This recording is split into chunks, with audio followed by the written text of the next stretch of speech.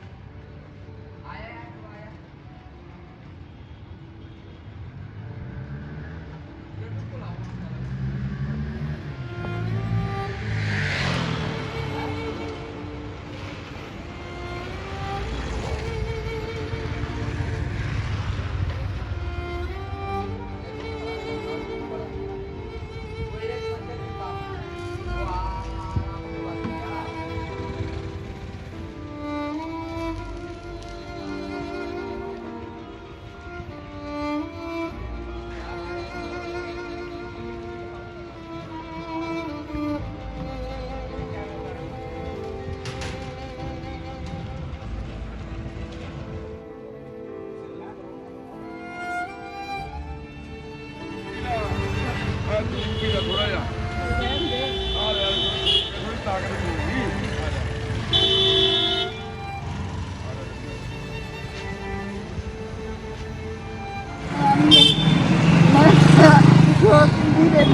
ਕੀ ਦੱਸਾਂ ਕੀ ਮਾਂ ਪੁੱਛਦੇ ਤੂੰ ਮੰਗਣ ਵਾਲੀ ਲੱਗਦੀ ਨਹੀਂ ਮੈਂ ਕਿਹਾ ਭਾਈ ਇਹ ਹੋਰ ਕਿੱਦਾਂ ਹੁੰਦੇ ਆ ਮੰਗਣ ਵਾਲੇ ਏਦਾਂ ਹੀ ਹੁੰਦੇ ਆ ਇਹ ਹੱਥ ਪੈਰ ਮੇਰੇ ਕਾਲੇ ਹੋਏ ਪਏ ਆ ਹੋਰ ਮੰਗਣ ਵਾਲੀਆਂ ਕਿਹਦੀਆਂ ਹੁੰਦੀਆਂ ਹੁਣ ਬੇਬੇ ਨੂੰ 10-10 ਰੁਪਏ ਮੰਗਣੇ ਪੈਂਦੇ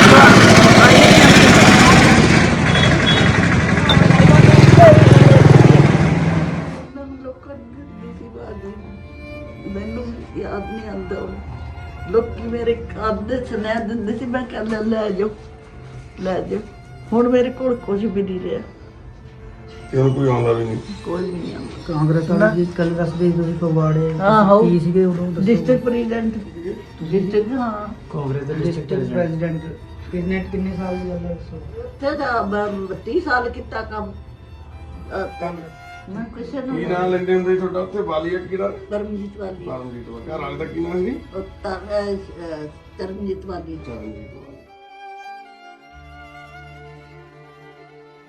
ਆ ਦੇਖੋ ਜੀ ਕਿੱਦਾਂ ਜਾਲੇ ਲੱਗੇ ਹੋਏ ਆ ਘਰ ਦੇ ਵਿੱਚ ਕਿਉਂਕਿ ਬੇਬੇ ਅੰਦਰੇ ਹੀ ਉਹ ਬਾਲ ਲੈਂਦੀ ਹੈ ਧੂਣੀ ਠੰਡ ਤੋਂ ਬਚਣ ਦੀ ਮਾਰੀ ਕੱਪੜੇ ਵਗੈਰਾ ਜਲਾ ਲੈਂਦੀ ਆ ਤੇ ਆ ਫੋਟੋਆਂ ਵੀ ਦੇਖੋ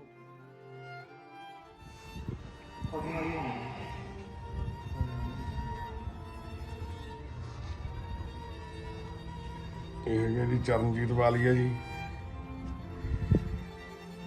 ਇਹ ਬੇਬੇ ਹੈਗੀ ਆ ਪਰਮਜੀਤ ਵਾਲੀਆ। ਬੇਬੇ ਦੱਸਦੀ ਆ ਵੀ ਡਿਸਟ੍ਰਿਕਟ ਪ੍ਰੈਜ਼ੀਡੈਂਟ ਸੀ ਕਾਂਗਰਸ ਦੀ।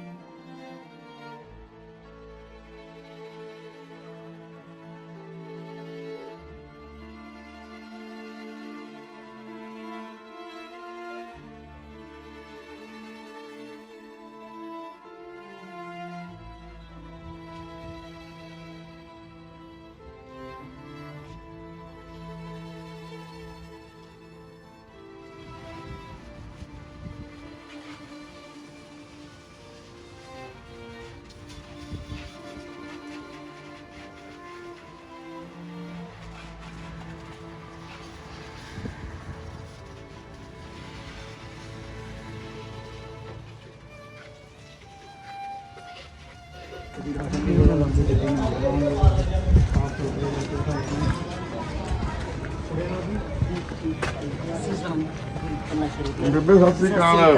ਸਤਿ ਸ੍ਰੀ ਅਕਾਲ। ਠੀਕ ਹੈ ਬੇਬੇ? ਹਾਂਜੀ ਠੀਕ ਹੈ, ਤੁਹਾਡੀ ਦਇਆ। ਬਾਬੇ ਨਾਨਕ ਜੀ ਦੇ ਆ ਬੇਬੇ।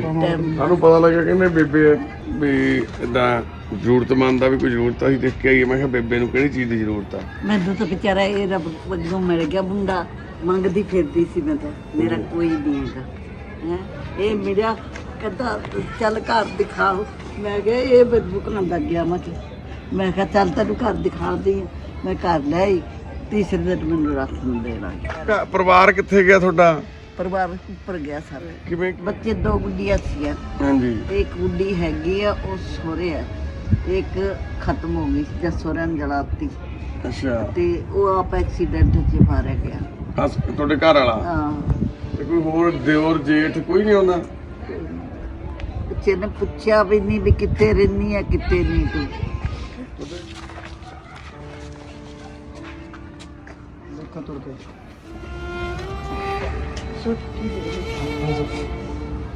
ਮੈਂ ਉਹਨਾਂ ਨੂੰ ਉਦੋਂ ਬਿਠਾ ਕੇ ਮੋਟਰ ਦੀ ਜਣੀ ਦਾ ਜਣੇ ਪੀਂਦਾ ਨਹੀਂ ਬੰਨੀ ਮੇਰਾ ਬਸ 10 ਮਿੰਟ ਮੇਰੇ ਚੰਗੀ ਸੀ ਵਿਚਾਰੀ ਨੂੰ 100 ਰੁਪਇਆ ਦਿੱਤਾ, ਟੈਂਪੂ ਪਕਾਏ, ਆਪਣੇ ਮੁੰਡੇ ਨੂੰ ਜਗ੍ਹਾ ਬਣਵਾਈ ਸੀ, ਕਿਸੇ ਨੇ ਦਿੱਤਾ ਸੀ। ਮੈਂ ਕਿਹਾ ਤੇ ਉਹ ਕਹਿੰਦੇ ਸਾਡੇ ਨਾਲ ਕਰਦੇ। ਮੈਂ ਕਿਹਾ ਬਾਬੇ ਦੇ ਨਾਂ ਹੈ ਕਰ ਦਿਆਂਗੇ, ਸਾਡੇ ਨਾਲ ਕਿੱਦਾਂ ਕਰਵਾਂਗੇ? ਬਾਬੇ ਨੇ ਨਾ ਕਰਤਾ? ਬਾਬੇ ਨੇ ਕੀਤਾ ਸੀ, ਉਹਨਾਂ ਤੋਂ ਬਈ ਕਾਗਜ਼ ਲੈ ਲਿਆ।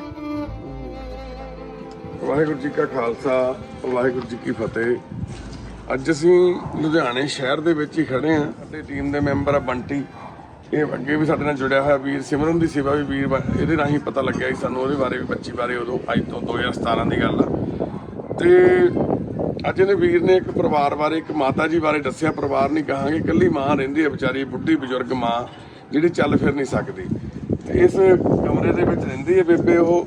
ਤੇ ਆਹ ਦੇਖੋ ਪਿੱਛੇ ਇੱਧਰਲੇ ਪਾਸੇ ਕਿੱਦਾਂ ਖੰਡਰ, ਆ ਗਾਵਾਂ ਤੁਰੀਆਂ ਫਿਰਦੀਆਂ, ਖੁੱਲ੍ਹਾ ਹੀ ਆ। ਕੋਈ ਘਰ ਦੇ ਵਿੱਚ ਹੈ ਨਹੀਂ ਗਾ ਇੱਦਾਂ ਦਾ ਜਿਹੜਾ ਸਾਂਭ ਸੰਭਾਲ ਵਾਲਾ ਹੋਵੇ, ਕੋਈ ਜ਼ਿੰਮੇਵਾਰੀ ਵਾਲਾ ਹੋਵੇ, ਕੋਈ ਰਾਸ਼ਨ ਪਾਣੀ ਕੋਈ ਕਮਾਉਣ ਵਾਲਾ ਕੋਈ ਸਾਧਨ ਨਹੀਂ। ਜਾਂ ਕਿਸੇ ਨੇ ਬੇਬੇ ਦੇ ਘਰ 'ਚ ਮੰਦਿਰ ਵੀ ਬਣਾਤਾ ਸੀਗਾ। ਤੇ ਪਰ ਹੁਣ ਬੇਬੇ ਨੇ ਇਸ ਕਮਰੇ ਦੇ ਵਿੱਚ ਆਪਣੀ ਜ਼ਿੰਦਗੀ ਕੱਢਣੀ ਸਿੱਖ ਲਈ ਆ।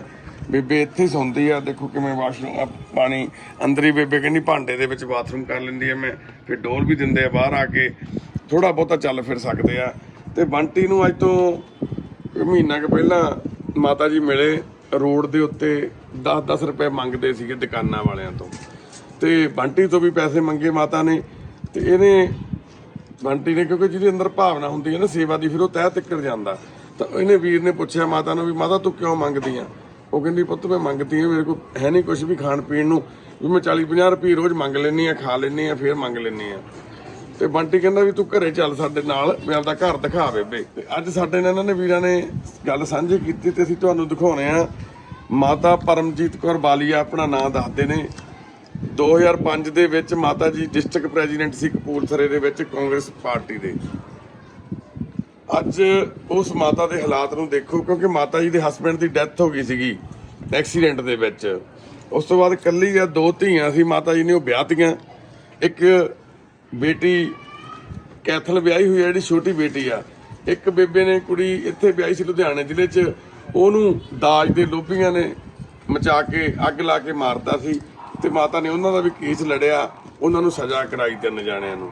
ਮਾਂ ਉਹਦੇ ਆਪਣੀ ਧੀ ਦੇ ਕੇਸ ਪਿੱਛੇ ਵੀ ਬਹੁਤ ਟਾਈਮ ਫਿਰਦੀ ਰਹੀ। ਛੋਟੀ ਧੀ ਦਾ ਵਿਆਹ ਕੀਤਾ ਤੇ ਉਹ ਕੈਥਲ ਵਿਆਹੀ ਹੋਈ ਆ, ਉਹ ਚੰਗੇ ਪਰਿਵਾਰ 'ਚ ਵੱਸਦੀ ਆ, ਆਪਦਾ ਵਧੀਆ ਵੱਸਦੀ ਆ, ਪਰ ਬੇਬੇ ਨਾਲ ਉਹਦਾ ਬਹੁਤ ਘੱਟ ਕੰਸਰਨ ਆ, ਬਹੁਤ ਘੱਟ ਆਉਂਦੇ ਆ ਇੱਥੇ, ਕਦੇ ਆਏ ਨਹੀਂ। ਹੁਣ ਉਹ ਧੀ ਆ ਜਿਹੜੀ ਮਾਤਾ ਦੀ, ਉਹ ਵੀ ਮਾਤਾ ਦੱਸਦੀ ਹੈ ਮੈਨੂੰ, ਰੇਲਵੇ ਲਾਈਨ ਤੇ ਫਗਵਾੜੇ 3 ਬੱਚਿਆਂ ਨੂੰ ਕੋਈ ਛੱਡ ਗਿਆ ਸੀਗਾ, ਪਤਾ ਨਹੀਂ ਕੌਣ ਸੀਗਾ, ਤੇ 2 ਬੇਟੇ ਸੀਗੇ, ਉਹ ਤਾਂ ਕਿਸੇ ਹੋਰ ਨੇ ਲੈ ਲਏ ਸੀ। ਵੀ ਇੱਕ ਬੇਟੀ ਸੀ ਜਿਹੜੀ, ਕਿਉਂਕਿ ਉਸ ਟਾਈਮ ਪ੍ਰਧਾਨ ਸੀ ਉੱਥੇ ਕਾਂਗਰਸ ਦੇ, ਡਿਸਟ੍ਰਿਕਟ ਪ੍ਰੈਜ਼ੀਡੈਂਟ ਸੀਗੇ, ਇਸ ਕਰਕੇ ਇਹਨਾਂ ਨੂੰ ਇੱਕ ਬੱਚੀ ਦੇਤੀ ਉਹਨਾਂ ਨੇ ਵੀ ਤੁਸੀਂ ਬੇਬੇ ਥੋੜੇ ਦਿਨ ਸੰਭਾਲੋ। ਤੇ ਉਸ ਤੋਂ ਬਾਅਦ ਬੇਬੇ ਦਾ ਮੋਹ ਪੈ ਗਿਆ ਤੇ ਬੇਬੇ ਨੇ ਉਹ ਬੇਟੀ ਨੂੰ ਪਾਲਿਆ, ਪੜ੍ਹਾਇਆ, ਲਿਖਾਇਆ ਤੇ ਵਿਆਹ ਕੀਤਾ, ਜੋ ਕਿ ਅੱਜ ਆਪਦੇ ਘਰੇ ਚੰਗਾ ਵੱਸਦੀ ਆ। ਤੇ ਪਰ ਬੇਬੇ ਦੇ ਹਾਲਾਤ ਤੁਹਾਨੂੰ ਅਸੀਂ ਦਿਖਾਉਣੇ ਚਾਹੁੰਦੇ ਆ ਵੀ ਇਹ ਮਾਂ ਦੇ ਕੀ ਹਾਲਾਤ ਆ। ਇਹ ਮਾਂ ਬੈਠੀ ਆ ਇਕੱਲੀ, ਕੋਈ ਇੰਤਜ਼ਾਮ ਨਹੀਂ, ਨਾ ਰੋਟੀ ਪਾਣੀ ਦਾ, ਨਾ ਕਮਾਈ ਦਾ ਕੋਈ ਸਾਧਨ ਆ, ਕੋਈ ਰਿਸ਼ਤੇਦਾਰ ਨਹੀਂ ਆਉਂਦਾ। ਬੇਬੇ ਕਹਿੰਦੀ ਜਦੋਂ ਸਾਰਾ ਕੁਝ ਚੱਲਦਾ ਸੀਗਾ, ਜ਼ਮੀਨ ਜਾਇਦਾਦ ਸੀ, ਪੈਸਾ ਸੀ, ਸਭ ਕੁਝ ਸੀ। ਇਹਨਾਂ ਦੇ ਹਸਬੈਂਡ ਇਟਲੀ ਗਏ ਹੋਏ ਸੀ, ਇਟਲੀ ਰਹਿੰਦੇ ਸੀ ਉਹ, ਮਾਤਾ ਜੀ ਨੂੰ ਲੈਣ ਆਏ ਸੀਗੇ। 20 ਕੁ ਦਿਨ ਹੀ ਹੋਏ ਸੀ ਇੰਡੀਆ ਆਇਆਂ ਨੂੰ, ਐਕਸੀਡੈਂਟ ਹੋ ਗਿਆ, ਡੈਥ ਹੋ ਗਈ ਸੀ। ਉਸ ਤੋਂ ਬਾਅਦ ਮਾਤਾ ਇਕੱਲੇ ਆ, ਬੱਚੀਆਂ ਨੂੰ ਪਾਲ ਕੇ ਵਿਆਹਿਆ। ਇੱਕ ਬੱਚੀ ਨੂੰ ਦਾਜ ਦੀ ਲੋਭੀਆਂ ਨੇ ਖਾ ਲਿਆ ਤੇ ਇੱਕ ਬੇਟੀ ਚੰਗਾ ਵੱਸਦੀ ਆ। ਤੇ ਹੁਣ ਬੇਬੇ ਕਹਿੰਦੀ ਕੋਈ ਰਿਸ਼ਤੇਦਾਰ ਨਹੀਂ ਆਉਂਦਾ, ਕੋਈ ਦਿਓਰ ਨਹੀਂ, ਕੋਈ ਜੇਠ ਨਹੀਂ ਆਉਂਦਾ, ਬਸ ਸਿਰਫ ਪੁਰਾਣੀਆਂ ਯਾਦਾਂ ਹੀ ਆ। ਇਹ ਬੇਬੇ ਦੀ ਤਸਵੀਰ ਤੁਸੀਂ ਦੇਖਿਆ ਕਿੱਦਾਂ ਅਸੀਂ ਸਾਫ਼ ਕੀਤੀ ਹੈ, ਕਿੱਦਾਂ ਕਾਲਖ ਲੱਗੀ ਹੋਈ ਸੀ। ਇਹ ਮਾਤਾ ਜੀ ਨੇ, ਇਹੀ ਮਾਤਾ ਜੀ ਪਰਮਜੀਤ ਕੌਰ ਵਾਲੀਆ, ਇਹ ਮਾਤਾ ਜੀ ਦੇ ਹਸਬੈਂਡ ਆ ਚਰਨਜੀਤ ਸਿੰਘ ਵਾਲੀਆ, ਤੇ ਮਾਤਾ ਜੀ ਦੀ ਛੋਟੀ ਬੇਟੀ ਆ ਜਿਹੜੇ ਕੈਥਲ ਵਿਆਹੀ ਹੋਈ ਆ ਬੱਚੀ। ਤੇ ਅੱਜ ਤੇ ਉਦੋਂ ਦੇ ਹਾਲਾਤਾਂ ਤੋਂ ਤੁਸੀਂ ਅੰਦਾਜ਼ਾ ਲਾ ਸਕਦੇ ਹੋ ਵੀ ਮਾਂ ਦੀ ਜ਼ਿੰਦਗੀ ਦੇ ਵਿੱਚ ਕਿੰਨਾ ਕੁਝ ਘਟਿਆ ਹੋਊਗਾ, ਕਿੰਨੀਆਂ ਮਾਤਾ ਨੇ ਤਕਲੀਫਾਂ ਦੇਖੀਆਂ। ਕੱਲੀ ਬੇਬੇ ਸੜਕ ਤੇ ਦੁਕਾਨਾਂ ਦੇ ਮੂਹਰੇ ਜਾ ਜਾ ਕੇ 10-10 ਰੁਪਏ ਮੰਗਣ ਲਈ ਮਜਬੂਰ ਹੋ ਗਈ ਮਾਂ। 10-10 ਰੁਪਏ ਮੰਗਦੀ ਮਾਂ ਅੱਜ ਡਿਸਟ੍ਰਿਕਟ ਪ੍ਰੈਜ਼ੀਡੈਂਟ, ਇੱਕ ਜ਼ਿਲ੍ਹੇ ਦੀ ਪ੍ਰਧਾਨ ਬੇਬੇ ਸਾਡੀ, ਕਿਸੇ ਟਾਈਮ ਕਾਂਗਰਸ ਪਾਰਟੀ ਦੀ, ਅੱਜ ਜੋ ਕਿ ਮੌਜੂਦਾ ਰੂਲਿੰਗ ਪਾਰਟੀ ਦੇ ਵਿੱਚ ਹੈ ਇਸ ਟਾਈਮ। ਤੇ ਉਹਨਾਂ ਦੇ ਨੁਮਾਇੰਦੇ, ਕਿਸੇ ਟਾਈਮ ਉਹਨਾਂ ਦੇ ਨੁਮਾਇੰਦੇ ਇਹਨਾਂ ਹਾਲਾਤਾਂ 'ਚ ਵੀ ਪਹੁੰਚ ਜਾਂਦੇ ਆ। ਉਹਨਾਂ ਨੂੰ ਦੇਖਣਾ, ਸੋਚਣਾ ਤੇ ਸਮਝਣਾ ਚਾਹੀਦਾ। ਧੰਨਵਾਦ ਆ ਬੰਟੀ ਤੇ। ਬੰਟੀ ਇੱਥੇ ਆ ਜਾ ਵੀਰੇ ਅੱਗੇ।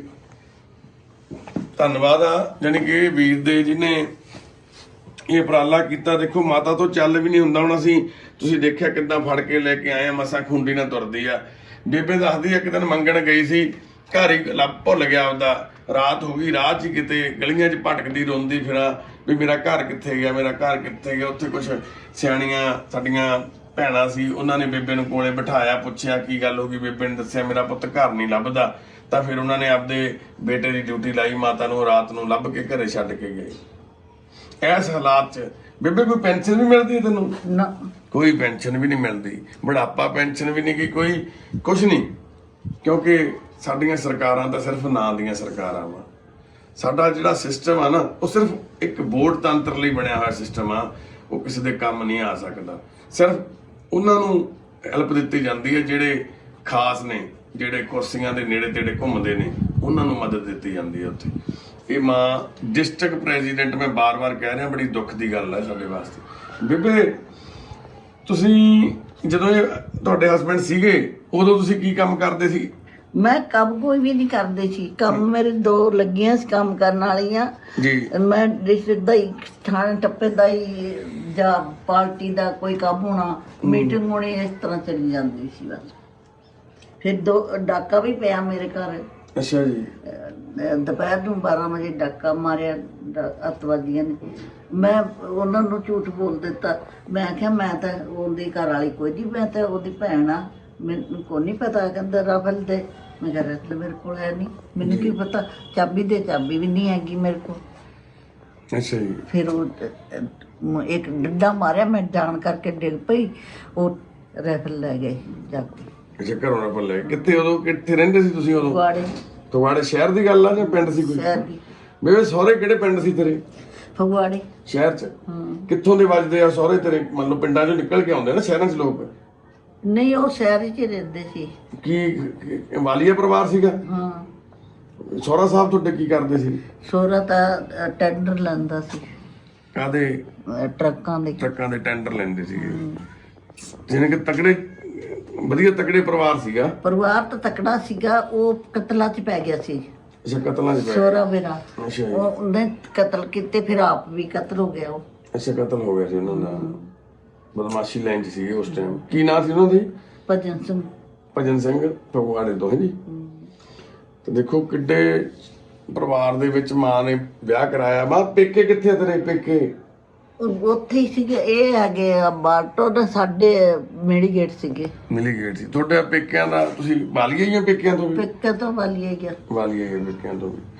ਤੇ ਦੇਖੋ ਇਹ ਵਾਲੀਆ ਪਰਿਵਾਰ, ਅੱਜ ਵਾਲੀਆ ਪਰਿਵਾਰ ਦੇ ਤੁਸੀਂ ਸੁਣਦੇ ਆ ਆਪਾਂ ਕਿੱਡੇ ਕਿੱਡੇ ਵੱਡੇ ਆ, ਉਹਨਾਂ ਅਸਥਾਨਾਂ ਤੇ ਉੱਚੀਆਂ ਪੋਸਟਾਂ ਤੇ ਵੀ ਬੈਠੇ ਆ ਵਾਲੀਆ ਪਰਿਵਾਰ 'ਚ ਲੋਕ। ਪਰ ਇੱਕ ਵਾਲੀਆ ਪਰਿਵਾਰ ਦੀ ਨੂੰਹ, ਵਾਲੀਆ ਪਰਿਵਾਰ ਦੀ ਧੀ ਇਸ ਹਾਲਾਤ ਦੇ ਵਿੱਚ ਰਹਿ ਰਹੀ ਹੈ, ਜਿਹਨੇ ਕਿਸੇ ਟਾਈਮ ਚੰਗੀਆਂ ਪੋਜੀਸ਼ਨਾਂ ਹੰਡਾਈਆਂ। ਥਾਣਿਆਂ 'ਚ ਬੇਬੇ ਕਹਿੰਦੀ ਸੀ ਮੈਂ ਜਾਂਦੀ ਸੀ, ਐ ਬੰਦਾ ਛਡਾ ਕੇ ਲੈ ਆਉਂਦੀ ਸੀ। ਬੇਬੇ ਉਸ ਟਾਈਮ ਐਮਐਲਏ ਕੌਣ ਸੀ ਉੱਥੇ? ਪਹਿਲੇ ਤਾਂ ਨਵਾਲੀਆ ਸੀ, ਤੇ ਨਵਾਲੇ ਤੋਂ ਬਾਅਦ ਜੋਗਿੰਦਰ ਸਿੰਘ ਮਾਨ। ਜੋਗਿੰਦਰ ਸਿੰਘ ਮਾਨ। ਧੰਨੋਵਾਲੀਆ ਮਤਲਬ ਉਹਦਾ ਨਾਂ ਕੀ ਸੀ ਪੂਰਾ? ਪਿਆਰਾ ਲਾਲ। ਪਿਆਰਾ ਲਾਲ ਧੰਨੋਵਾਲੀਆ। ਤੇ ਉਸ ਤੋਂ ਬਾਅਦ ਜੋਗਿੰਦਰ ਸਿੰਘ ਮਾਨ। ਤੁਸੀਂ ਕਿੰਨੇ ਸਾਲ ਪ੍ਰਧਾਨ ਰਹੇ ਕਾਂਗਰਸ ਦੇ ਉੱਥੇ? ਮੈਂ 15-20 ਸਾਲ ਰਹੀ। 20 ਸਾਲ ਪ੍ਰਧਾਨ ਰਹੇ। ਪੂਰੀ ਪ੍ਰਧਾਨਗੀ ਕਰਦੇ ਸੀ, ਯਾਨੀ ਲੋਕਾਂ ਦੇ ਫੈਸਲੇ ਕਰਾਉਣੇ, ਰਾਜੀਨਾਮੇ, ਮਦਦ ਕਰਨੀ ਲੋਕਾਂ ਦੀ ਪੂਰੀ ਕਰਦੇ ਸੀ। ਰੋਜ਼ ਦਿੱਲੀ ਜਾਣਾ, ਕਿਸੇ ਦਾ ਪਿੰਡ 'ਚ ਝਗੜਾ ਹੋਣਾ, ਕਿਸੇ ਦੇ ਘਰ 'ਚ ਹੋਣਾ, ਇਸ ਤਰ੍ਹਾਂ ਜਿੱਥੇ ਵੀ ਭੇਜਣਾ ਜਾਣਾ ਪੈਣਾ। ਤੇ ਬੇਬੇ ਫਿਰ ਇਹਨਾਂ ਹਾਲਾਤਾਂ 'ਚ ਕਿਵੇਂ ਪਹੁੰਚ ਗਏ ਜਿਹੜੇ ਅੱਜ ਦੇ ਹਾਲਾਤ ਆ? ਮੈਂ ਉਹਨਾਂ ਨੂੰ ਦੱਸਿਆ ਹੀ ਨਹੀਂ ਵੀ ਮੈਂ ਕਿਸ ਪੰਗੇ 'ਚ ਪੈ ਗਈ ਹਾਂ। ਮੈਂ ਉਹਨੂੰ ਜੇਂਦਰ ਸਿੰਘ ਨੂੰ ਕੋਈ ਗੱਲ ਨਹੀਂ ਦੱਸੀ। ਉਹ ਇੰਗਲੈਂਡ ਚਲੇ ਗਿਆ। ਅੱਛਾ ਜੀ। ਕਿ ਉਹਦੀ ਜਨਾਨੀ ਸੀਗੀ, ਇੱਕ ਫੋਨ ਕੀਤਾ ਮੈਂ ਇੱਕ ਦਿਨ, ਉਹਨੇ ਮੇਰੀ ਆਵਾਜ਼ ਪਿੱਛਾ ਫੋਨ ਚੱਕ ਲਿਆ ਸੀ। ਅੱਛਾ, ਮੈਂ ਵੀ ਇਦਾਂ ਦਾ ਲੈਂਦੀ ਹਾਂ ਨਾ। ਠੀਕ ਹੈ ਬੇਬੇ। ਫੋਨ ਕੀਤਾ ਤੇ ਉਹ ਕਹਿੰਦੀ ਵਾਲੀਆ ਬੋਲੀ ਹੈ। ਮੈਂ ਕਿਹਾ ਹਾਂ। ਕਹਿੰਦੀ ਤੇਰੇ ਪਾਤਾ, ਕਹਿੰਦੀ ਇੰਗਲੈਂਡ ਗਿਆ, ਤੂੰ ਕਿੱਥੇ ਆ? ਮੈਂ ਕਿਹਾ ਦਿੱਲੀ ਗਿਆ। ਬਸ ਇੰਨੀ ਗੱਲ ਹੋਈ ਉਹਨਾਂ ਦੇ ਨਾਲ। ਤੇ ਹੁਣ ਪੁਰਾਣੇ ਜਿਹੜੇ ਤੁਹਾਡੇ ਉਸ ਟਾਈਮ ਦੇ ਪਾਰਟੀ ਵਰਕਰ ਹੋਣਗੇ ਜਾਂ ਸੈਕਟਰੀ ਸੁਕਟਰੀ ਤੁਹਾਡੇ ਨਾਲ ਜਿਹੜੇ ਜਨਰਲ ਸਕੱਤਰ ਵਗੈਰਾ ਹੋਣਗੇ, ਉਹਨਾਂ ਨਾਲ ਨਹੀਂ ਕਦੇ ਮਿਲੇ ਤੁਸੀਂ? ਮੈਂ ਗਈ ਨਹੀਂ ਮੁੜ ਕੇ, ਤੁਸੀਂ ਫਗਵਾੜਾ ਹੀ ਛੱਡਤਾ? ਛੱਡ ਦਿੱਤਾ ਬਸ। ਇੱਥੇ ਰਹਿੰਦੇ ਨੂੰ ਕਿੰਨੇ ਸਾਲ ਹੋ ਗਏ ਲੁਧਿਆਣੇ 'ਚ? ਹੋ ਗਏ 15-16 ਸਾਲ। 15-16 ਸਾਲਾਂ ਤੋਂ ਫਗਵਾੜੇ 'ਚ ਨਹੀਂ ਗਏ ਮੁੜ ਕੇ? ਗਈ ਨਹੀਂ। ਬੇਬੇ ਨੇ ਕੱਲਿਆਂ ਜ਼ਿੰਦਗੀ ਜਿਉਣੀ ਸਿੱਖ ਲਈ ਸੀ। ਬੇਬੇ ਆਪਦਾ ਕਿਰਤ ਕਰਦੇ ਸੀਗੇ। ਕਿਰਤ ਮਤਲਬ ਕਿ ਮੈਂ ਰਿਸ਼ਤਾ ਕਰਾਤਾ ਕਿਸੇ ਦਾ, ਚਾਰ ਆਪਦੀ ਰੋਟੀ ਰੋਟੀ ਖਾ ਲੈਂਦੇ ਸੀਗੇ, ਆਪਦੀ ਜ਼ਿੰਦਗੀ ਜਿਉਂਦੇ। ਬੇਟੀ ਚੰਗੇ ਘਰ ਵਿਆਹਤੀ ਬੇਬੇ ਨੇ। ਆ ਘਰ ਦੇ ਵਿੱਚ ਉੱਪਰ ਕਮਰੇ, ਉੱਪਰ ਕੋਠੇ ਦੇ ਉੱਪਰ ਇੱਕ ਕਮਰਾ ਬੇਬੇ ਨੇ ਦਿੱਤਾ ਹੋਇਆ ਕਿਸੇ ਨੂੰ। 60,000 ਰੁਪਇਆ ਉਹ ਤੋਂ ਉਸ ਟਾਈਮ ਲੈ ਕੇ ਬੇਬੇ ਦੱਸਦੇ ਆ ਵੀ ਮੈਂ ਆਪਣੀ ਕੁੜੀ ਦਾ ਚੰਗੇ ਥਾਂ ਵਿਆਹ ਕਰਤਾ ਸੀਗਾ। ਤੇ ਉਸ ਤੋਂ ਬਾਅਦ ਮੈਂ ਆਪਦੀ ਰੋਟੀ ਜੋਗਾ ਕਰ ਲੈਂਦੀ ਸੀ, ਕਮਾ ਲੈਂਦੀ ਸੀ। ਹੁਣ ਸਰੀਰ ਖੜ ਗਿਆ ਸੀ, ਹੁਣ ਕਈ ਵਾਰੀ ਚੱਲਣ ਫਿਰਨ ਤੋਂ ਵੀ ਸਮਰੱਥਾ ਨਾ ਪਤਾ ਲੱਗਦਾ ਕੁਛ। ਫਿਰ ਇੱਥੇ ਨੇੜੇ ਨੇੜੇ ਦਵਾਈ ਬਗੈਰ ਵੀ ਬੈਠੀ ਰਹਿੰਦੀ ਆ, ਸੋਚਦੀ ਰਹਿੰਦੀ ਕੀ ਕਵਾਂਗੀ ਜਾ ਕੇ ਕਿਸੇ ਨੂੰ, ਮੈਨੂੰ ਦਵਾਈ ਦਿਓ। ਚੁੱਪ ਕਰਕੇ ਪੈ ਜਾਂਦੀ ਮੰਜੇ ਤੇ। ਇਹ ਬੇਬੀ ਮੰਗਣਾ ਕਦੋਂ ਤੋਂ ਸ਼ੁਰੂ ਕੀਤਾ ਤੁਸੀਂ? ਮੈਂ 1.5 ਮਹੀਨਾ ਹੋ ਗਿਆ ਮੰਗਣ ਲੱਗਿਆ। ਕੀ ਕਾਹਤੋਂ ਮੰਗਣ ਲੱਗੇ? ਕੀ ਆਇਆ ਖਿਆਲ ਮਨ 'ਚ? ਮੈਂ ਬਿਲਕੁਲ ਹੀ ਮਤਲਬ ਕੋਈ ਪੈਸਾ ਨਹੀਂ ਮੇਰੇ ਕੋਲ ਰਿਹਾ। ਜਦੋਂ ਹਾਰ ਗਈ, ਮੈਂ ਕਿਸੇ ਨੂੰ ਕੁਛ ਨਹੀਂ ਕਿਹਾ, ਮੈਂ ਚੁੱਪ ਕਰਕੇ ਚਲੀ ਗਈ। ਮੈਂ ਚਲੀ ਗਈ ਬੰਗਾ ਇਹਦੇ ਆਪਣੇ ਕਿਹੜਾ ਰੋਡ ਹੈ ਬੇਬੀ? ਰਾਹੋਂ ਰੋਡ ਗਈ। 2 ਦਿਨ ਜਾਂਦੀ ਰਹੀ ਮੈਂ। 50-60 ਰੁਪਏ ਮੈਂ ਲਿਆਂਦੀ ਰਹੀ। ਤੀਜੇ ਦਿਨ ਮੋਟਰਸਾਈਕਲ ਮਾਰਿਆ ਕਿਸੇ ਨੇ ਵਿੱਚ ਮੇਰੇ। ਅੱਛਾ ਜੀ। ਡਿੱਗ ਪਈ, ਉੱਥੇ ਸੱਟ ਲੱਗੀ। ਫਿਰ ਮੈਂ ਉਹ ਪਾਸਾ ਛੱਡ ਦਿੱਤਾ, ਇੱਧਰ ਜਾਣ ਲੱਗ ਪਈ। ਉੱਧਰ ਮੈਨੂੰ ਟੱਕਰਿਆ ਦੁਕਾਨ ਤੇ, ਇਹ ਦਵਾਈ ਲੈਂਦਾ ਸੀ। ਮੈਂ ਕਿਹਾ ਇਹ ਕਹਿੰਦਾ ਤੂੰ ਬੀਬੀ ਤੇਰੇ ਘਰ ਦੱਸ ਤੇ ਪੈ ਗਿਆ ਇਹ ਐਵੇਂ ਕਰਦਾ। ਮੈਂ ਕਿਹਾ ਤੇਰੇ ਨਾਲ ਤਾਂ ਹਾਸਾ ਬੜਾ ਹੋਇਆ, ਕੀ ਲੈਣਾ? ਮੈਂ ਕਿਹਾ ਚੱਲ ਸੱਚੀ ਦੱਸ ਦਿੰਦੇ ਆਪਾਂ ਨੂੰ ਕੀ ਹੈ, ਜੋ ਹੋਣਾ ਹੋਣਾ ਹੀ ਹੈ। ਮੈਂ ਕਿਹਾ ਚੱਲ, ਮੈਂ ਕਿਹਾ ਤੈਨੂੰ ਘਰ ਦਿਖਾ ਦਿੰਦੀ ਆ। ਤੇ ਯਾਨੀ ਕਿ ਤੁਹਾਨੂੰ ਐ ਲੱਗਿਆ ਵੀ ਸ਼ੱਕ ਕਰਦਾ ਮੈਂ? ਆਹੋ। ਤੇ ਲੈ ਤੇ ਦੂਸਰੇ ਤੀਸਰੇ ਦਿਨ ਸੌਦਾ ਵੀ ਦੇ ਗਿਆ। ਉਹਦਾ ਦਾ ਵਿਚਾਰਾ ਗੇੜਾ ਵੀ ਮਾਰ ਜਾਂਦਾ, ਦੇਖ ਵੀ ਜਾਂਦਾ। ਬੇਬੇ ਜਦੋਂ ਤੁਸੀਂ ਮੰਗਣ ਜਾਂਦੇ ਲੋਕਾਂ ਤੋਂ ਮੰਗਦੇ ਆ, ਲੋਕ ਕਹਿੰਦੇ ਵੀ ਹੁਣ ਕੀ ਸ਼ੱਕ ਕਰਦੇ ਨੇ, ਕਹਿੰਦੇ ਤੂੰ ਕਾਹਤੋਂ ਮੰਗਦੀ ਹੈ ਬੇਬੇ, ਕਹਿੰਦੇ ਸੀ, ਬੋਲਦੇ ਵੀ ਹੋਣਗੇ ਕਈ ਵਾਰ। ਕਹਿੰਦੇ ਬੀਬੀ, ਮੈਂ ਕਿਹਾ ਹਾਂ, ਕਹਿੰਦੇ ਤੂੰ ਲੱਗਦੇ ਨਹੀਂ ਮੰਗਣ ਵਾਲੀ, ਤੂੰ ਤਾਂ ਮੰਗਣ ਵਾਲੀ ਤਾਂ ਹੈ ਨਹੀਂ। ਮੈਂ ਕਿਹਾ ਹੋਰ ਕਿੱਦਾਂ ਹੁੰਦੀ ਹੈ ਮੰਗਣ ਵਾਲੀ? ਮੈਂ ਕਿਹਾ ਏਦਾਂ ਹੀ ਹੁੰਦੀ ਹੈ ਭਾਈ, ਵਕਤ ਸਭ ਕੁਝ ਕਰ ਦਿੰਦਾ। ਮੈਂ ਉੱਥੋਂ ਛੱਡ ਦੇਣਾ ਦੁਕਾਨ, ਹੋਰ ਕਿਸੇ ਤੇ ਚੜ ਜਾਂਦੀ। ਜੇ ਇੱਕ ਨਹੀਂ ਦਿੰਦਾ ਕੋਈ ਬੋਲਣ ਲੱਗ ਗਿਆ ਤਾਂ ਗਾਂ ਦੇ ਚਲੇ ਜਾਂਦੇ, ਤੇ ਰੋਜ਼ 50-60 ਰੁਪਏ ਕਮਾ ਕੇ ਰੋਟੀ ਪਾਣੀ ਆਪਦਾ ਖਾ ਹਾਂ, ਇਸ ਤਰ੍ਹਾਂ ਕਰ ਲੈਂਦੇ। ਰੋਟੀ ਫਿਰ ਬਣੀ ਬਣਾਈ ਲੈ ਆਉਂਦੇ ਸੀ? ਰੋਟੀ ਹੋਟਲ ਤੋਂ ਲੈ ਆਉਂਦੀ ਸੀ ਬਣੀ ਬਣਾਈ, 5 ਫੁਲਕੇ ਲੈ ਆਣੇ, 3 ਸਵੇਰੇ ਖਾ ਲੈਣੇ, 2 ਸ਼ਾਮ ਨੂੰ ਖਾ ਲੈਣਾ। ਠੀਕ ਆ ਮਾਂ। ਤਾਂ ਬੇਬੇ ਦੇਖੋ ਸੱਚਾਈ ਬੇਬੇ ਅੱਜ ਵੀ ਉਨਾ ਹੀ ਆ। ਉਦੋਂ ਪੁਰਾਣੇ ਜਿਹੜੇ ਲੀਡਰ ਹੁੰਦੇ ਸੀ ਉਹ ਵਾਕਈ ਸੱਚੇ ਵੀ ਹੁੰਦੇ ਸੀਗੇ, ਤੇ ਅੱਜ ਮਾਂ ਦੇ ਹਾਲਾਤ ਇਸੇ ਕਰਕੇ ਮਾਂ ਨੇ ਸੱਚ ਹੱਕ ਦੀ ਖਾਧੀ। ਜੇ ਕਿਤੇ ਲੋਕ ਪ੍ਰਧਾਨ ਅੱਜ ਦਾ ਡਿਸਟ੍ਰਿਕਟ ਪ੍ਰੈਜ਼ੀਡੈਂਟ ਦੇ ਹਿਸਾਬ ਨਾਲ ਗੱਲ ਕਰੀਏ, ਪ੍ਰੈਜ਼ੀਡੈਂਟ ਬਣਾਉਂਦੇ ਹੀ ਉਹਨੂੰ ਜਿਹਦੇ ਕੋਲੇ ਘੱਟੋ ਘੱਟ ਫੋਰਚੂਨਰ ਗੱਡੀ ਹੋਵੇ, ਜਿਹਦੇ ਕੋਲੇ ਪਿੱਛੇ 2 ਟਰੱਕ ਸੀ ਮੇਰੇ ਕੋਲ। ਅੱਛਾ ਜੀ ਬੇਬੇ। ਟਰੱਕ ਸੀ, ਕਾਰ ਸੀ, 315 ਬੋਰ ਡਰਾਈਵਰ ਸੀ। ਵਾਹਿਗੁਰੂ ਤੇਰੇ ਨਾਂ ਤੇ ਸੀ ਬੇਬੇ? ਟਰੱਕ, ਹਾਂ ਟਰੱਕ ਮੇਰੇ ਨਾਂ ਤੇ। ਰਫਲ ਮੇਰੇ ਘਰ ਵਾਲੇ ਦੇ ਨਾਂ ਸੀ। ਅੱਛਾ ਜੀ। ਮੇਰੇ ਸਰਕਾਰੀ ਰਫਲ ਬਣੀ ਸੀ, ਮੈਨੂੰ ਗਨਮੈਨ ਵੀ ਦਿੱਤੇ ਸੀ 12 ਗਨਮੈਨ ਸੀ ਬੇਬੇ? ਉਹ ਕਿੱਥੇ ਘਰੇ ਸੌਂਦੇ ਸੀ ਫਿਰ? ਉਹਨਾਂ ਨੇ ਆਰਡਰ ਕੀਤਾ ਸੀ ਵੀ ਤੂੰ ਸਾਡੇ ਬੰਦੇ, ਜਦੋਂ ਮੇਰੇ ਉਹ ਡਾਕਾ ਮਾਰਿਆ, ਉਹਨਾਂ ਨੇ ਪੁਲਿਸ ਦੇ ਬੰਦੇ ਫੜੇ, ਮੁਕਾਬਲਾ ਬਣ ਗਿਆ, ਉਹ ਮਰ ਗਏ ਮੁੰਡੇ। ਉਹਨਾਂ ਨੇ ਕਹਿਤਾ ਵੀ ਜਾਂ ਤਾਂ ਇੱਕ ਪਾਰਟੀ ਛੱਡ ਦੇ ਜਾਂ ਤੈਨੂੰ ਮਾਰਾਂਗੇ। ਮੈਂ ਕਿਹਾ ਜਿੱਥੇ ਕਹੋ ਬਾਹਰ ਨੂੰ ਤਿਆਰ, ਵੀ ਮਾਰ ਦੋ ਜੀ, ਮਾਰਨਾ ਵੀ ਪਾਰਟੀ ਨਹੀਂ ਚੱਲਣੀ। ਪਾਰਟੀ ਨਹੀਂ ਚੱਲਣੀ। ਯਾਨੀ ਕਿ ਪਾਰਟੀ ਨੇ ਪੂਰੀ ਵਫਾਦਾਰੀ ਨਿਭਾਈ। ਇਸ ਵੇਲੇ ਉਹਨੂੰ ਮਾਂ ਨੂੰ ਪੁੱਛ ਕੇ ਦੇਖਿਓ, ਉਹ ਕਹੂਗਾ ਤੈਨੂੰ ਕਿੱਥੇ ਮਿਲੀ ਆ, ਤੁਸੀਂ ਦੱਸੋ ਕਿੱਥੇ ਮਿਲੀ ਆ। ਯਾਰ ਇਹ ਕਦੋਂ ਹੋ ਸਕਦੀ ਹੈ? ਤਾਂ ਵੀ ਇਸ ਹਾਲਾਤ 'ਚ ਕਿਵੇਂ ਪਹੁੰਚ ਗਈ ਉਹ? ਹੈਰਾਨ ਹੋ ਜਾਣਗੇ ਸਾਰੇ, ਹੈਰਾਨ ਹੀ ਕਰਨੇ ਆ ਬੇਬੇ ਆਪਾਂ। ਬੇਬੇ ਦੁਨੀਆ ਨੂੰ ਪਤਾ ਲੱਗਣਾ ਚਾਹੀਦਾ ਵੀ ਅੱਜ ਇਮਾਨਦਾਰੀ ਸੱਚਾਈ ਕਿੱਥੇ ਦੱਬੀ ਗਈ, ਕਿਹੜੀਆਂ ਨਿਆਵਾਂ 'ਚ ਦੱਬਤੀ ਆ, ਜੋ ਕਿਹੜੇ ਟੋਇਆਂ 'ਚ ਲਿਖਿਆ ਦੱਬ ਕਰੇ ਗਈ। ਸਾਲ ਖਰ 6 ਮਹੀਨੇ ਆਪਾਂ ਜਾਂਦੇ ਰਹਿਣਾ, ਆਪਾਂ ਕੀ ਲੈਣਾ ਕਿਸੇ ਨੂੰ। ਪਰ ਮਾਂ ਕਿੰਨਿਆਂ ਨੂੰ ਹੋਰ ਸੇਧ ਮਿਲੂਗੀ ਤੈਨੂੰ ਦੇਖ ਕੇ ਤੇਰੇ ਇਹ ਤਾਂ ਮਾਂ। ਇੱਕ ਹੋਰ ਤੈਨੂੰ ਪੁੱਛਣਾ ਸੀਗਾ ਵੀ ਜਦੋਂ ਤੁਸੀਂ ਬੇਟੀ ਦਾ ਵਿਆਹ ਕੀਤਾ ਆਪਣੀ ਦਾ, ਵੱਡੀ ਦਾ, ਉਦੋਂ ਤੁਹਾਡੇ ਹਸਬੰਡ ਜਿਉਂਦੇ ਸੀਗੇ? ਹਾਂ, ਪਕਵਾੜੇ ਬਾਲੀਆ ਸਾਹਿਬ ਕੀਤਾ, ਹਾਂ, ਉੱਥੇ ਕੀਤਾ ਸੀ ਪਕਵਾੜੇ। ਕਿਹੜੇ ਪਿੰਡ ਵਿਆਹੀ ਸੀ ਬੇਟੀ? ਰੋਲਪਿੰਡੀ। ਰੋਲਪਿੰਡੀ। ਉਹਨੂੰ ਕੀ ਹੋ ਗਿਆ ਸੀ ਬੇਟੀ ਨੂੰ, ਤੁਹਾਡੀ ਨੂੰ? ਵੱਡੀ ਜਲਾਬ ਤੇ ਸੀ ਉਹਨਾਂ ਨੇ। ਅੱਛਾ, ਸਹੁਰਿਆਂ ਨੇ ਜਲਾ ਕੇ ਮਾਰਤਾ ਸੀ। ਤੇ ਫਿਰ ਮਾਂ ਉਹਨਾਂ ਨੂੰ ਸਜ਼ਾ ਵੀ ਹੋਈ? ਹਾਂ ਤੁਸੀਂ ਸਾਰਾ ਕੇਸ ਦੀ ਪੈਰਵਾਈ ਕੀਤੀ, ਔਰ ਤੁਸੀਂ ਪ੍ਰਧਾਨ ਸੀਗੇ। ਹਾਂ। ਤੇ ਉਹ ਹੁਣ 3 ਜਣਿਆਂ ਨੂੰ ਸਜ਼ਾ ਹੋ ਗਈ ਸੀ। ਉਸ ਤੋਂ ਬਾਅਦ ਉਹਦੇ ਬੱਚਾ ਤਾਂ ਨਹੀਂ ਸੀ ਕੋਈ ਬੇਟੀ ਦੇ? ਦੇ ਸੀਗੇ, ਹਾਂਜੀ। 2 ਬੱਚੇ ਸੀਗੇ। ਉਹ ਕਿੱਥੇ ਆ? ਉਹੀ ਸਾਹਿਬ ਦੇ ਉੱਥੇ ਸੀਗੇ। ਉਹੀ ਪਾਲਦੇ ਆ? ਤੁਹਾਡੇ ਨਾਲ ਕੋਈ ਲਿੰਕ ਨਹੀਂ ਉਹਨਾਂ ਦਾ? ਠੀਕ ਹੈ ਮਾਂ। ਤੇ ਫਿਰ ਜਦੋਂ ਛੋਟੀ ਬੇਟੀ ਵਿਆਹੀ ਹੈ ਕੈਥਲ, ਇਹ ਵੀ ਵਧੀਆ ਪਰਿਵਾਰ 'ਚ ਵਿਆਹੀ ਹੈ ਤੁਸੀਂ? ਇਸ ਚੰਗੇ ਪਰਿਵਾਰ ਚ ਗਈ ਹੈ, ਟਰੱਕ ਉਹਨਾਂ ਕੋਲ ਵੀ ਹੈ। ਪੜ੍ਹਾਈ ਲਿਖਾਈ ਕਿੰਨੀ ਕੀਤੀ ਸੀ ਬੇਟੀ ਨੇ? ਇਹ ਛੋਟੀ ਜੀ 8 ਪੜ੍ਹੀ ਹੈ ਇਹ। 8 ਪੜ੍ਹੀ ਆ। ਤੇ ਆਪਣੇ ਟਰੱਕ ਵੱਡਾ ਤੇ 3 ਟਾਇਰਾਂ ਵਾਲਾ 12 ਟਾਇਰ ਦੇ ਟਰੱਕ ਤੇ ਕਾਰ ਵੀ ਹੈ ਉਹਦੇ ਕੋਲ, ਜ਼ਮੀਨ ਵੀ ਹੈਗੀ, ਮੰਝਾਂ ਗਾਈਆਂ ਵੀ ਹੈ। ਠੀਕ ਹੈ ਮਾਂ। ਤੇ ਇੱਕ ਮਾਂ ਜਦੋਂ ਤੁਸੀਂ ਪ੍ਰੈਜ਼ੀਡੈਂਟ ਸੀ, ਡਿਸਟ੍ਰਿਕਟ ਪ੍ਰੈਜ਼ੀਡੈਂਟ ਸੀਗੀ ਉੱਥੇ ਫਗਵਾੜੇ ਦੇ ਵਿੱਚ, ਤੇ ਉਦੋਂ ਬਾਅਦ ਦੇ ਵਿੱਚ ਜਦੋਂ ਤੁਹਾਡੇ ਹਾਲਾਤ ਬਦਲ ਗਏ, ਤੁਸੀਂ ਉੱਥੋਂ ਘਰ-ਬਾਰ ਛੱਡ ਕੇ ਇੱਥੇ ਆ ਗਏ, ਇੱਥੇ ਲੁਧਿਆਣੇ ਦੇ ਕਿਸੇ ਪਾਰਟੀ ਵਰਕਰ ਨਾਲ ਨਹੀਂ ਤੁਸੀਂ ਗੱਲ ਕੀਤੀ ਜਾਂ ਦਫ਼ਤਰ 'ਚ ਨਹੀਂ ਗਏ? ਗੱਲ ਨਹੀਂ ਕੀਤੀ। ਵੈਸੇ ਪਾਰਟੀ ਤੇ ਵਰਕਰ ਜਾਂਦੇ ਰਹੇ, ਮੇਰੀ ਕੋਠੀ ਜਾਂਦੇ ਰਹੇ, ਜਾਣਦੇ ਮੈਨੂੰ, ਮੈਂ ਉਹਨਾਂ ਨੂੰ ਵੀ ਨਹੀਂ ਮਿਲੀ। ਤੇ ਬਾਵਾ ਨਹੀਂ ਹੈਗਾ? ਹਾਂਜੀ ਹਾਂਜੀ। ਉਹ ਵੀ ਮੇਰੀ ਕੋਠੀ ਜਾ ਚੁੱਕਿਆ, ਬਾਵਾ ਕਿਸ਼ਨ ਕੁਮਾਰ ਬਾਵਾ। ਆਹੋ। ਤੇ ਦੂਸਰਾ ਇੱਕ ਹੋਰ ਗਿਲ ਚੌਕ ਰਹਿੰਦਾ ਦਫ਼ਤਰ ਹੈ ਉਹਨਾਂ ਦਾ, ਮੈਂ ਦਫ਼ਤਰ ਆਈ ਹਾਂ ਉੱਥੇ, ਮੈਂ ਮਿਲੀ ਨਹੀਂ ਕਿਸੇ ਨੂੰ ਵੀ। ਯਾਨੀ ਕਿ ਜਦੋਂ ਤੁਸੀਂ ਇਸ ਹਾਲਾਤ 'ਚ ਪਹੁੰਚ ਗਏ, ਬਸ ਫਿਰ ਤੁਸੀਂ ਆਪਣੀ ਜ਼ਿੰਦਗੀ ਜਿਉਣੀ ਸ਼ੁਰੂ ਕਰਤੀ ਚੁੱਪ ਛੱਡ ਕਰਕੇ। ਦਿੱਤਾ ਸਭ ਕੁਝ। ਪਰ ਅੱਜ ਅਸੀਂ ਇਸ ਵੀਡੀਓ ਰਾਹੀਂ ਬੇਨਤੀ ਕਰਦੇ ਹਾਂ ਜੀ ਵੀ ਜੇ ਹੁਣ ਤਾਂ ਚਲੋ ਸਾਹਮਣੇ ਆ ਗਈ ਹੈ ਬੇਬੇ ਪਰਮਜੀਤ ਕੌਰ ਵਾਲੀਆ, ਹੁਣ ਤੁਸੀਂ ਇਹਦੀ ਮਦਦ ਕਰੋ ਬੇਬੇ ਦੀ। ਹੁਣ ਤੁਸੀਂ ਇਹਦਾ ਹਾਲ ਚਾਲ ਪੁੱਛੋ। ਹੁਣ ਬੇਬੇ ਦੇ ਨਾਲ ਆ ਕੇ ਖੜਨ ਦਾ ਸਮਾਂ, ਬੇਬੇ ਸੱਚ ਦੱਸਦੀ ਆ ਵੀ ਸਮਾਂ 6 ਮਹੀਨੇ ਅਗਨੀ ਸਾਲ ਆ, ਚਲੇ ਜਾਣਾ, ਇੱਥੇ ਹੀ ਸਭ ਕੁਝ ਛੱਡ ਜਾਣਾ। ਘਰ ਵੀ ਬੇਬੇ ਨੇ ਕਿਹਾ ਵੀ ਜੇ ਕਿਸੇ ਨੇ ਮੰਦਿਰ ਬਣਾਉਣਾ ਚਾਹੇ ਕੋਈ ਮੰਦਿਰ ਬਣਾ ਲਓ, ਵੀ ਮੈਂ ਘਰ ਦੇਣ ਨੂੰ ਤਿਆਰ। ਇਸ ਸੋਚ ਦੀ ਮਾਲਕ ਹੈ ਬੇਬੇ, ਤੇ ਸੋਚ ਕੇ ਤੁਸੀਂ ਦੇਖ ਸਕਦੇ ਹੋ ਵੀ ਅੱਜ ਕਿਹੜੇ ਹਾਲਾਤਾਂ 'ਚ ਆ। ਵੀਡੀਓ ਵੀ ਅਸੀਂ ਤੁਹਾਡੇ ਨਾਲ ਤਾਂ ਹੀ ਸ਼ੇਅਰ ਕੀਤੀ ਆ ਵੀ ਇੱਕ ਨਿੱਕੇ ਜਿਹੇ ਕਮਰੇ ਦੇ ਵਿੱਚ ਬੇਬੇ ਆਪਣੀ ਇੱਕ ਚੁੱਪਚਾਪ ਜ਼ਿੰਦਗੀ ਜਿਉਣ ਦੀ ਕੋਸ਼ਿਸ਼ ਕਰਦੀ ਸੀ, ਪਰ ਹਾਲਾਤਾਂ ਨੇ ਮੰਗਣ ਲਈ ਮਜਬੂਰ ਕਰਤਾ। ਹਾਲਾਤਾਂ ਨੇ ਲੋਕਾਂ ਦੇ ਕੋਲੋਂ 10-10 ਰੁਪਏ ਮੰਗਣ ਲਈ ਮਜਬੂਰ ਕਰਤਾ। ਬੰਟੀ ਤੁਹਾਨੂੰ ਕਿੱਥੇ ਮਿਲੇ ਸੀ ਮਾਤਾ ਜੀ? ਮਾਤਾ ਜੀ ਮਿਲੇ ਸੀ ਸੁਭਾਸ਼ ਨਗਰ ਜੀ 5 ਨੰਬਰ ਟਾਵਰ ਦੇ ਕੋਲ। ਅੱਛਾ ਜੀ। 5 ਨੰਬਰ ਟਾਵਰ ਦੇ ਕੋਲ ਮੈਂ ਤਾਂ ਗਿਆ ਸੀਗਾ ਕਿਸੇ ਹੋਰ ਦੀ ਦਵਾਈ ਲੈਣ, ਜਿਵੇਂ ਮਾਤਾ ਜੀ ਹੈਗੇ ਉੱਦਾਂ ਦੇ 1-2 ਪਰਿਵਾਰ ਹੋਰ ਆ, ਉਹ ਕਹਿੰਦੇ ਜੀ ਸਾਡੇ ਵੀ ਥੋੜਾ ਦਵਾਈ 2-3 ਖੁਰਾਕਾਂ ਪਰਚੀ ਇਹ ਵੀ ਆ ਜੂਗੀ ਲਿਆ ਦਿੰਦੇ ਤੇ ਜਦੋਂ ਮਾਤਾ ਜੀ ਮੈਨੂੰ ਮਿਲੇ ਜੀ ਇਹਨਾਂ ਦੇ ਕੱਪੜੇ ਉਦੋਂ ਮਿੱਟੀ ਨਾਲ ਲਿਬੜੇ ਸੀ ਤੇ ਇਹ ਕਹਿੰਦੇ ਵੀ 10 ਰੁਪਏ, ਕਹਿੰਦੇ 10 ਰੁਪਏ ਮੈਨੂੰ ਦੇ। ਮੈਂ ਕਿਹਾ 10 ਰੁਪਏ ਨਾਲ ਕੀ ਹੋਣਾ, ਮੈਂ ਇਹਨਾਂ ਨੂੰ ਇਦਾਂ ਆਪਣੇ ਸਟਾਈਲ ਨਾਲ ਪੁੱਛਿਆ, ਕਹਿੰਦੇ ਵੀ ਮੈਨੂੰ ਮੈਂ ਰੋਟੀ ਜੋਗਾ 40 ਰੁਪਏ, ਮੇਰੇ ਕੋਲ 30 ਰੁਪਏ ਕਹਿੰਦੇ ਸੀ, ਉਦੋਂ 30 ਰੁਪਏ ਹੋ ਗਏ ਆ, 10 ਤੂੰ ਦੇ ਦੇ ਤੇ 10-20 ਕਿਤੋਂ ਹੋਰ 50 ਪੂਰੇ ਕਰਕੇ ਸ਼ਾਮ ਤੱਕ ਰੋਟੀ ਦਾ ਮੈਂ ਆਪਣਾ ਹੱਲ ਕਰਨਾ।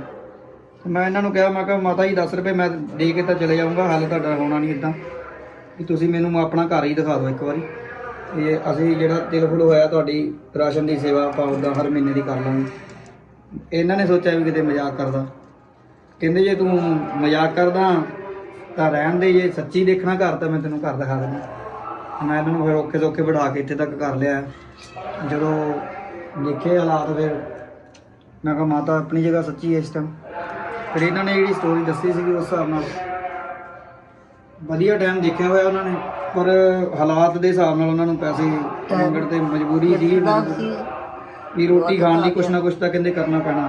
ਇਹ ਛੋਟਾ ਵੀਰ ਸਾਡਾ ਬੰਟੀ ਜੀ, ਇਹ ਮਿਊਜ਼ੀਸ਼ੀਅਨ ਆ, ਇਹ ਆਪਣੇ ਵਜਾਉਂਦਾ ਗਿਟਾਰ ਵਜਾਉਂਦਾ, ਤਬਲਾ ਵਜਾਉਂਦਾ ਵੀਰ। ਇਹ ਜਿਹੜੇ ਸਿੰਗਰ ਮਨੋਰੰਜਨ ਕਰਦੇ ਆ ਸਾਡਾ, ਬੜੇ ਵੱਡੇ ਵੱਡੇ ਸਿੰਗਰਾਂ ਦੇ ਨਾਲ ਛੋਟੇ ਵੀਰ ਨੇ ਕੰਮ ਕੀਤਾ ਹੋਇਆ।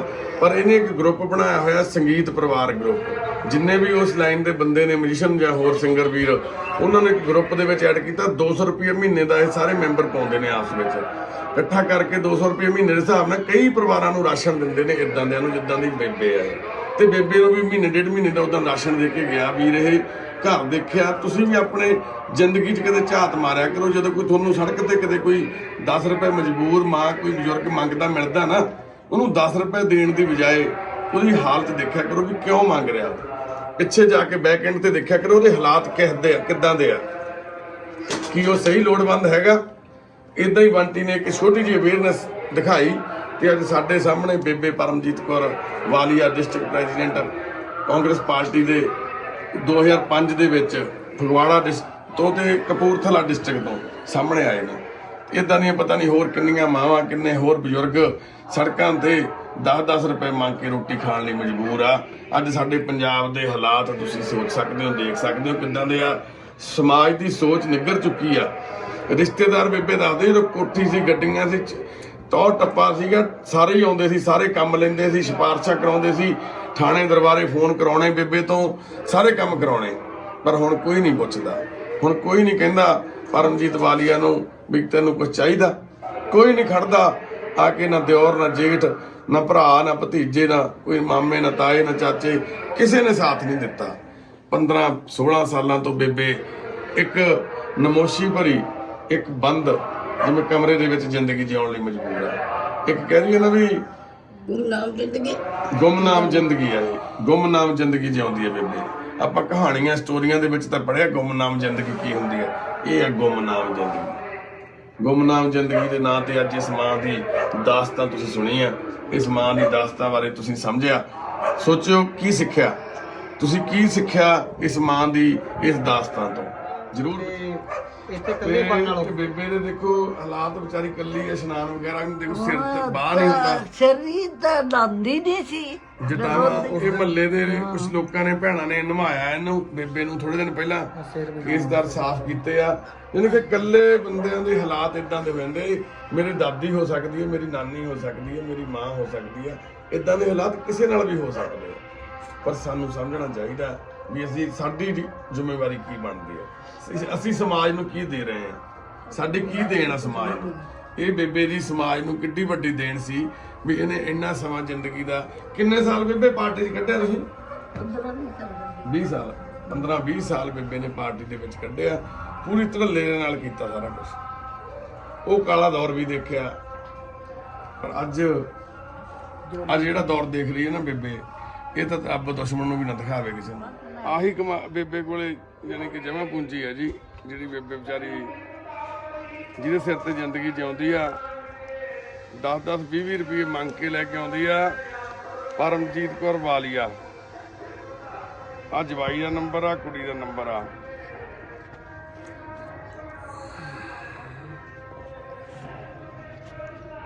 ਇਹ ਬੇਬੇ ਨੇ ਆਖਰੀ ਨੰਬਰ ਰੱਖਿਆ ਹੋਇਆ ਵੀ ਕੋਈ ਅਣਸਖਾਮੀ ਘਟਨਾ ਹੋ ਜਾਵੇ ਵੀ ਇਹਨੂੰ ਸੱਦ ਲੈਣਗੇ ਫੋਨ ਕਰਕੇ ਤੇ ਆ ਕੇ ਉਹ 4500 ਦੀਆਂ ਲੱਕੜਾਂ ਪਾ ਜਾਣਗੇ ਬੇਬੇ ਤੇ ਬਸ ਬੇਬੇ ਚੁੱਪ।